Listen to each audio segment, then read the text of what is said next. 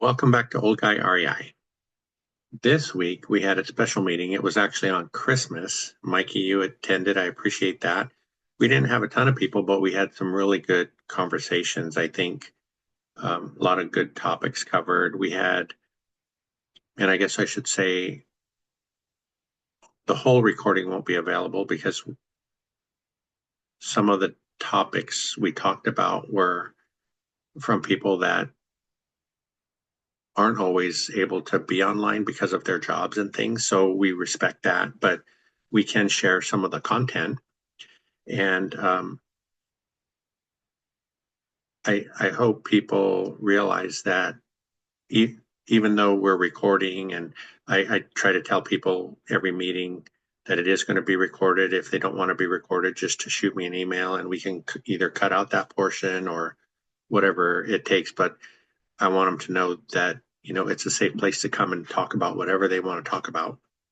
And it was evident in this meeting because we even got on the topic of Halloween candy. We'll get to that in a minute.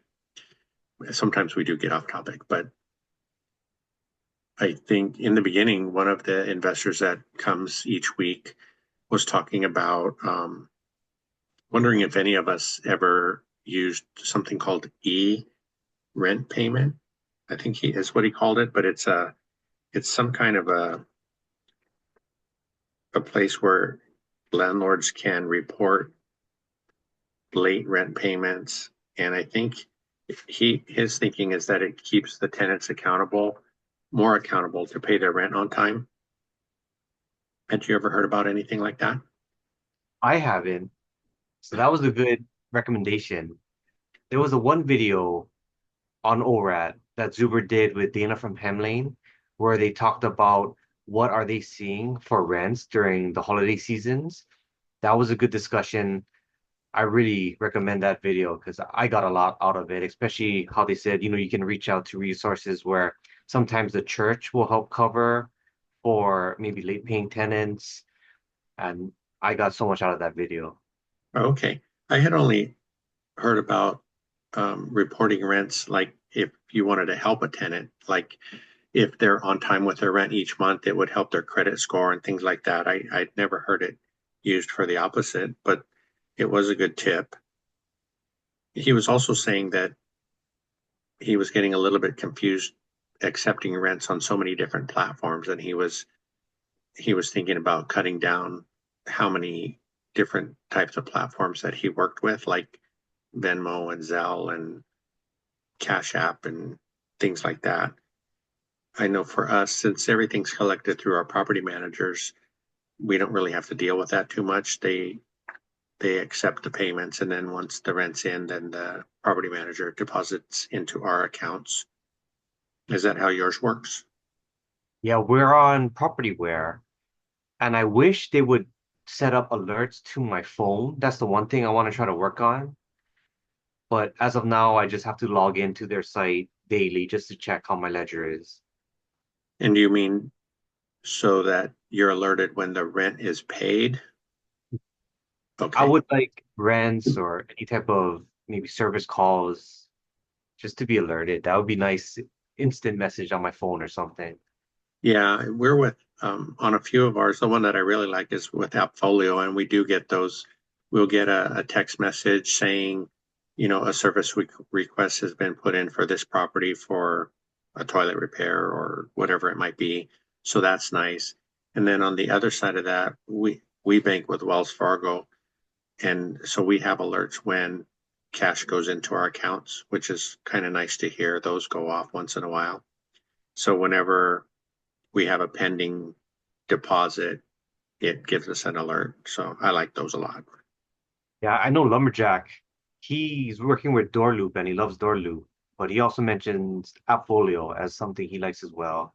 And I know others have like Hemlane and Baselane too. Yeah, on ours, one of them is with Buildium. Appfolio is the most prevalent, and then there's a couple of off brands for the property management software. The one we have in Illinois is the one I'm not happy with. It seems like I can never find what I want, and it's not a major brand of software, and I think they were going to be switching over. So hopefully they'll go to something like Appfolio.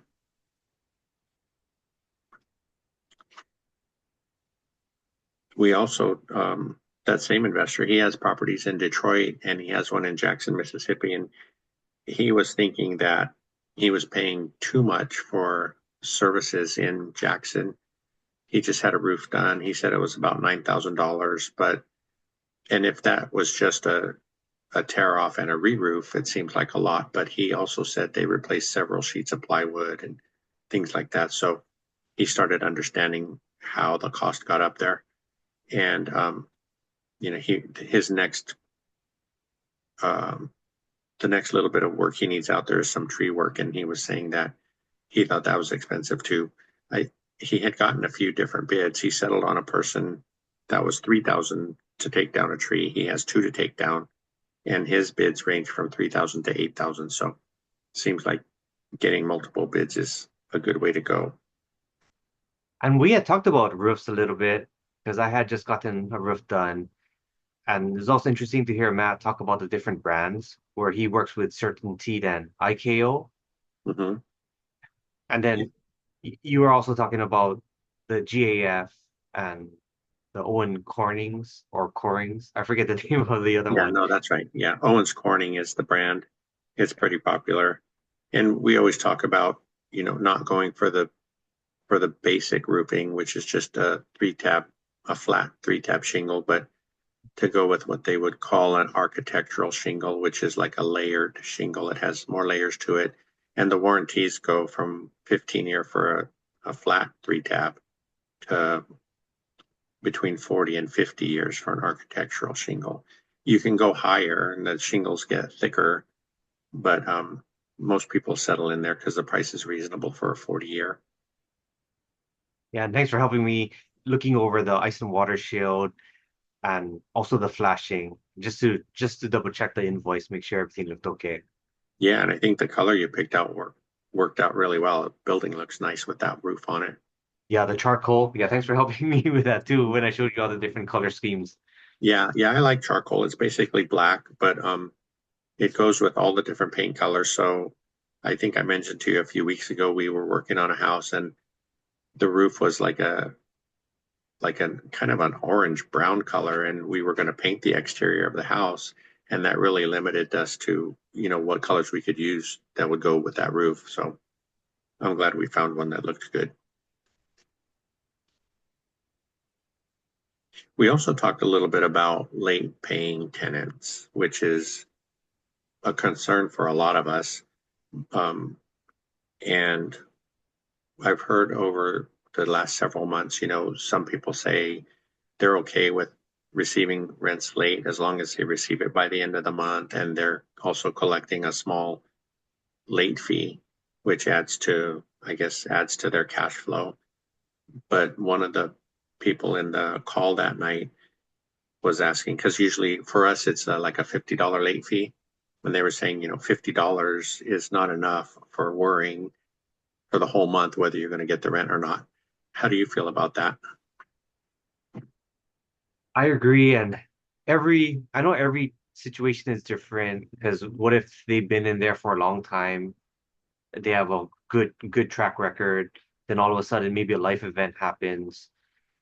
There's so many different things you can look at, but I agree. The 50 late fee, because I know others have set it up where you have the $50 late fee, but every day after there's a additional daily charge, those type of things, and I guess different ways to look at it. But yeah, that's something I'm still trying to wrestle with as well.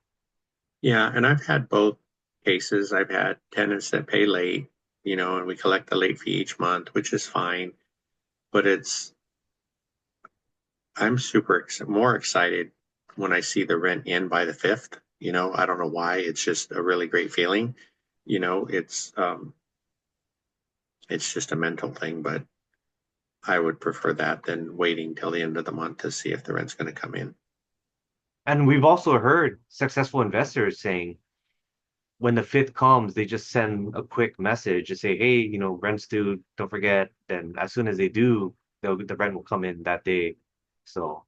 Yeah, yeah, people get busy. And you mentioned, life events happening for tenants. And one of the folks on with us that night also shared a lot of information with us about that kind of thing. She has a vacant unit right now she's trying to fill, and she's been showing it herself. She decided to self-manage recently, and she's been sharing her experiences with the kind of people that are coming to apply. This one recent one was a man who didn't live too far away but wanted to move into her unit to be closer to the grandchild. And he was a veteran, or he is a veteran, and in qualifying, his income didn't meet her income requirements. So they were going to add his son to the application, and he would be a co-tenant, but that way the income level would be raised and it would qualify them. But the son's credit score was really bad. So she was, going back and forth with that. And when you mentioned um, these things that can happen in life with tenants, she also shared a story, and the reason why she was a bit gun shy was because she had a couple in a unit, and the husband passed away. The wife was able to make rent for a while, and but over months she became a hoarder, and she was basically disabled as well in a wheelchair. And then COVID came, and then she stopped paying, and the landlord couldn't get her out legally because of COVID. And then I think that unit was vacant. It took her about a half a year to get things settled so that she could rehab it and get a new tenant in place. And I know a lot of us would feel bad being in that situation, feel bad for the tenant, right? Because you can't just let somebody stay there forever without paying rent. It is a business, but I think most of us have a heart, and we wouldn't want to just, kick somebody out in that situation. But what do you do? You know, one of our mentors talks about researching your area for other, um, what would you call it, other resources for people in those situations where they could help them move into maybe not assisted living, but something like that. Because she was in a wheelchair, it seemed like things might have been more available to her because of that. Um, but you have a little bit of experience with that, right? You have some tenants that are like on fixed income or something.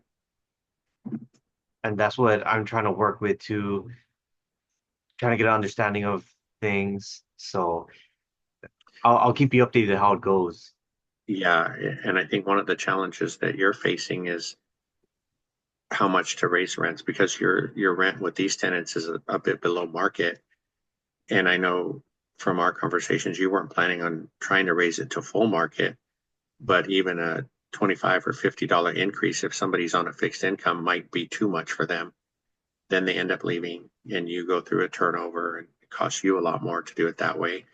And, obviously then you would be able to raise the rent to where you need it, but it's still a big expense. And this property you just took over, so it's pretty fresh. And that's a big question I have is when, because I know there's a criteria to screening potential tenants, but what is the criteria for screening inherited tenants? If you want to do, say, the previous landlord kept rents and never raised rents, and you want to do a big binder, how do you investigate that? Make sure in you're doing the rent rolls, but then also can the rent rolls include understanding them as an applicant, and if they're able to do a larger binder strategy.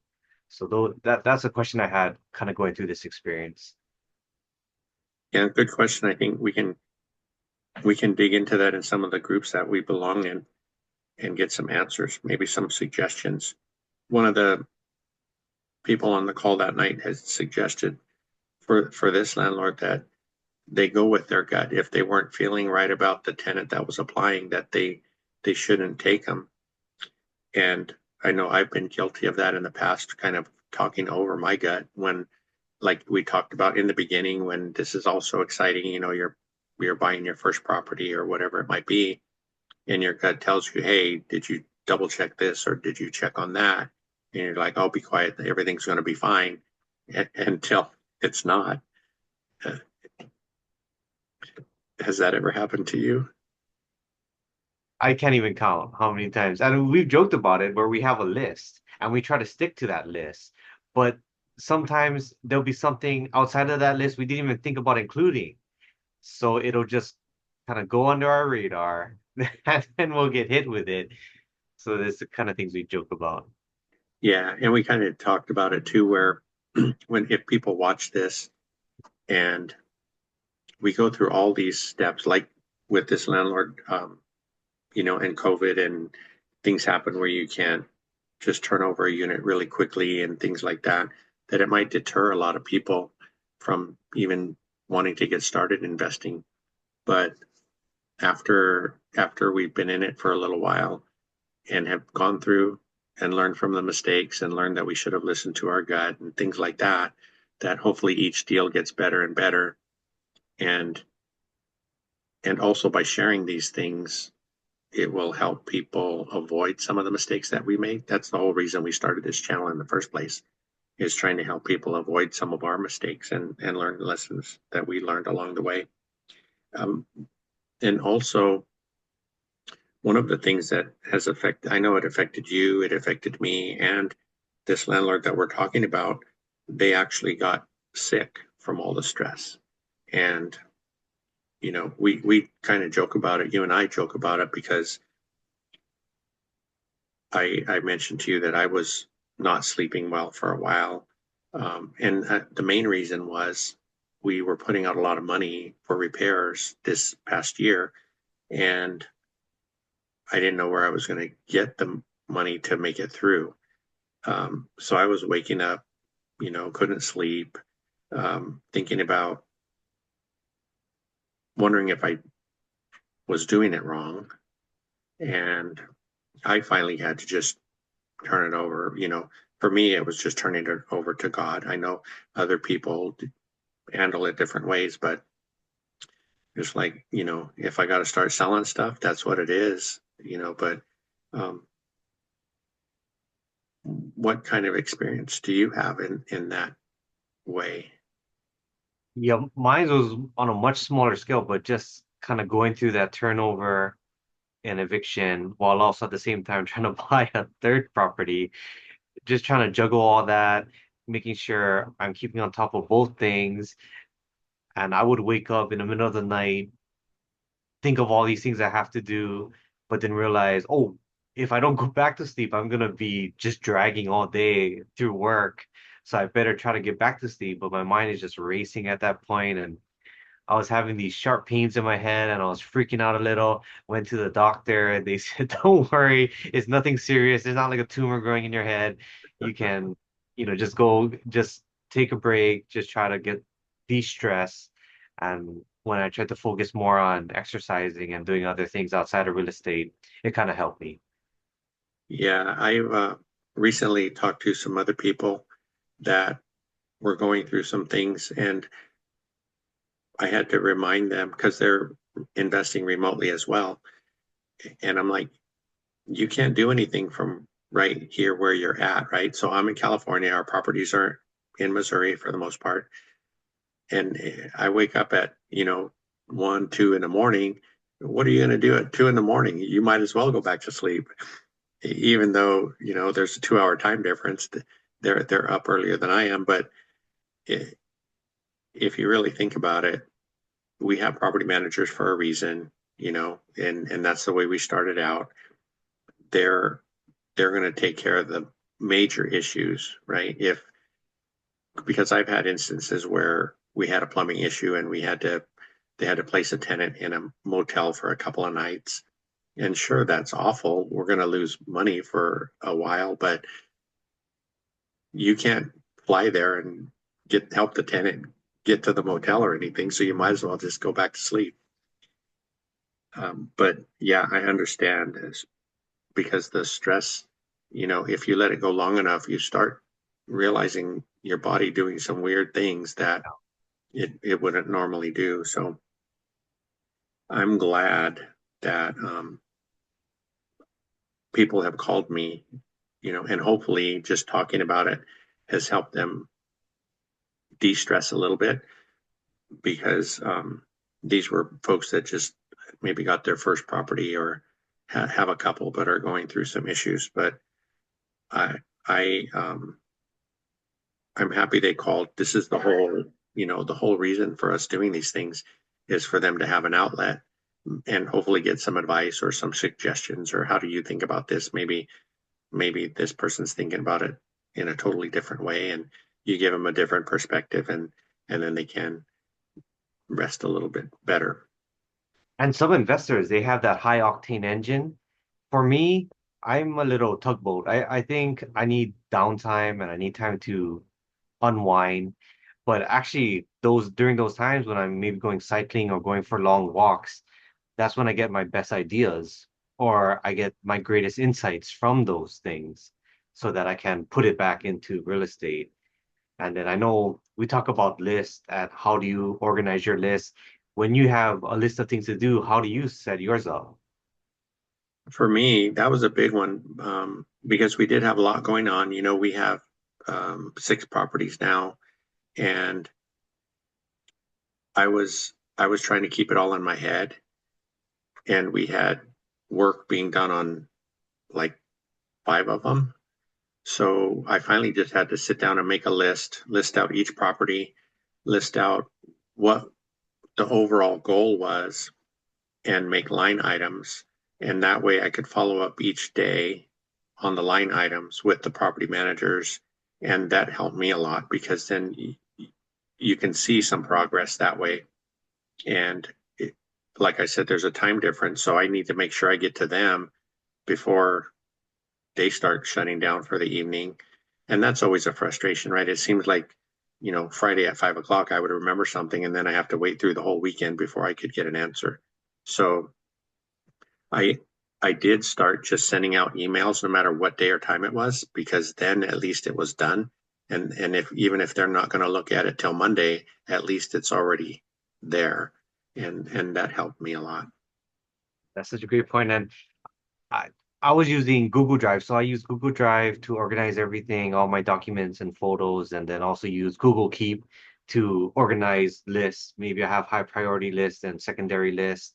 And if there's anything that comes in my mind, I'll email myself. So then when I get home, I can see my email and then I'll just add those notes into its own files where it needs to go. Yeah, I guess I still do better writing it down because it's hard for me to like I don't even know how to make a spreadsheet yet, but things like that will help in the future. And with the more properties you acquire, the more that would help. Um, some of the people that night, well, one of the people was asking what we thought about paying off properties. And I think we do have 2 properties that we bought cash, and the cash flow is very nice on those. But I guess it depends on where you're at in your journey. If you want to keep growing, tying up all that money into 1 or 2 properties will slow you down a bit. Um, so I think, like for us, we probably would hope to buy a couple more, probably duplexes or quads or something. And then once that's done, we don't need to live off any of the cash flow yet. So we could put that towards paying down some of the smaller mortgages first. And then once we do get to retire, that greater cash flow would help us more in that situation. What do you think about paying off yours?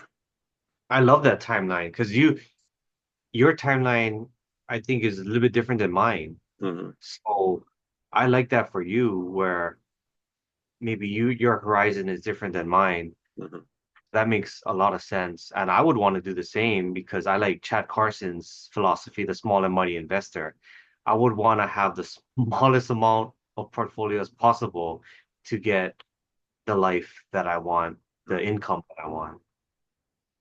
Yeah, I think that's there was a great conversation this morning on Mark's channel about that too, that um, and everybody's situation is different. And like you mentioned, Cynthia and I are closer to retirement, obviously, than you are.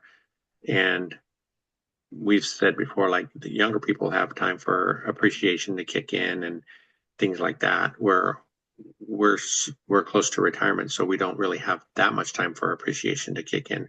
So we need to concentrate on the cash flow now and do the best we can with it now.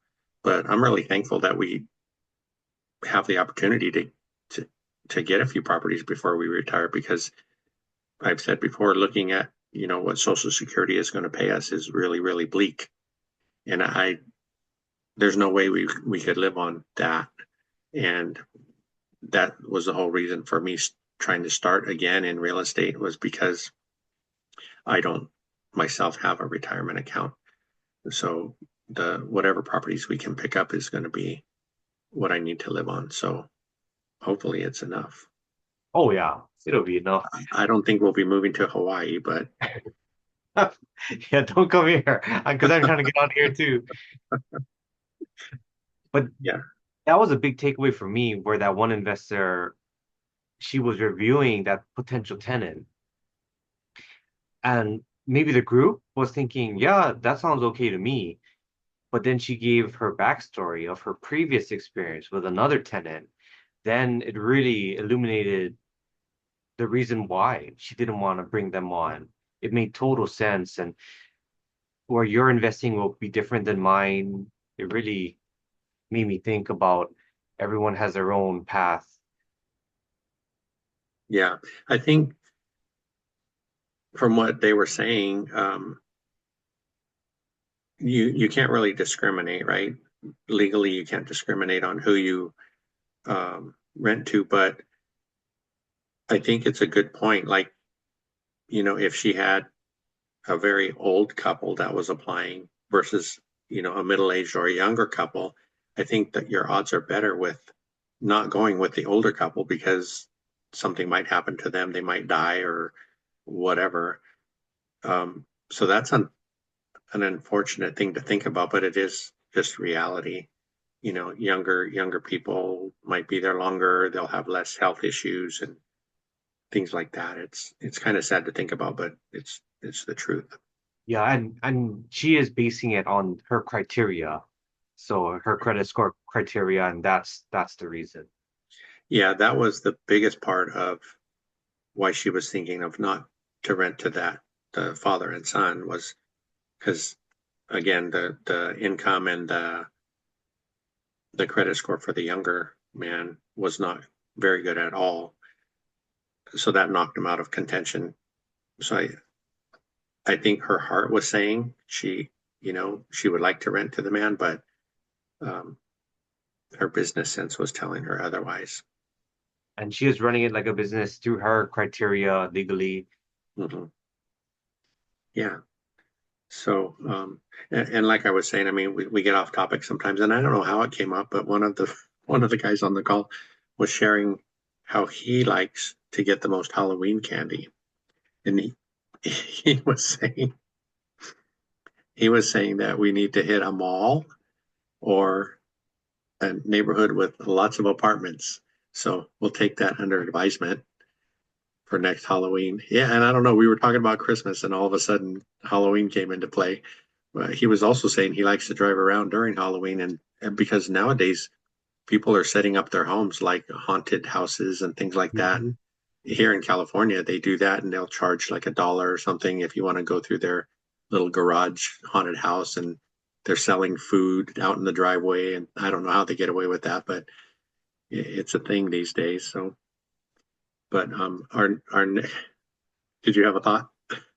I wonder if there's any investors who take advantage of Halloween, maybe go with their kids, talk to the homeowners. Hey, by the way, if you're ever interested in selling, here's some, give me a shout or something. Yeah, I think more real estate agents might do that kind of thing, and probably some of the smarter investors are always out there trying to get deals. So that was that was a good one. Um, we're actually going to be on for New Year's Day. Next Wednesday will be New Year's Day, so we'll get together again. We'll see who jumps on and see what other stories we can come up with. Nice. And I wanted to mention, you had mentioned a good thing about that tenant where they were planning to do work in the downstairs area, Mhm. and then you had given great advice about having the sawdust if they are going to be doing carpentry work, why you wouldn't want that because of the dust. Yeah, I had some questions for that investor because the tenant was saying they like to do woodwork and he wanted to do it in the garage. So my first thought was, typically there's a gas water heater in the garage. And if you have the room full of sawdust, that's not really a good combination with that open flame. But she also let us know that it was an electric water heater. My next thing was just that dust, that kind of dust gets into every nook and cranny, and it's going to be hard to clean. Um, and she was saying part of the garage was not sheetrocked, so it's just open studs and open insulation, and that's just not a good thing. That was gold that you had brought that up. So thank you. Yeah, and gladly she didn't have the gas water heater, but that was another thing. Um, with scrap lumber and sawdust, and the other thing that came to mind was if he uses solvents or paint thinner or anything like that, stains, those fumes are not really good if you're going to be kind of keeping them in a confined space. So that's where my head went first. And Lumberjack on his live stream was talking about Aqualock. Do you work with that as primer? No, I hadn't heard of that one before, but a lot Okay. of times that sounds like it could be a water-based primer. And I know all the water-based primers that I've used in the past, like they won't seal out water stains. Water stains will just go right through it. And then if you're trying to paint over it with latex paint, the stains keep transferring through. And then even with cigarette smoke and stuff, you'll notice if you try to prime it with the water base, it just turns yellow when you're done. It turns yellow because it doesn't seal anything in. The one that I like is it's made by Zinsser and it's their red label primer. It's an alcohol based primer, so it dries really fast. It's really smelly, so you need to wear a good ventilating mask. But that one pretty much has locked out everything that we've tried to block with it: cigarette smoke, and water stains. And the nice thing about it is it's a it's actually a shellac based primer. So when you clean your tools, you can clean them with ammonia. One of the big problems I've had over the years with using oil based primers and things like that is I end up with all these gallons of paint thinner after cleaning my tools, and then it's hard to get rid of. But with ammonia, it just cleans those tools really well, and then the ammonia is pretty harmless. You clean your house with it all the time, and it turns all of the primer into like a water-based product. So it's a lot easier to get rid of than paint thinner. Nice. Yeah, thanks for that question. Yeah, sure. All right, so I guess we will see you on New Year's Day. Sounds good. Please like and subscribe. Get the ORAT t-shirts for sale, $30, shipping included. Then you got Matt's boot camp looking starting for the first quarter of next year. Then Dion course call starting next month. As long as you sign up for his course, then it's like a never ending subscription. Every other month we do course calls after his live streams. So looking forward to that. And yeah, excited. Yeah, I'm excited. I think this year will be much better than last year for us anyway. Yeah, All right. Vegas coming in soon too. Yeah, that's great. We'll see you there for sure. Sounds good. Thank you. Okay. See ya.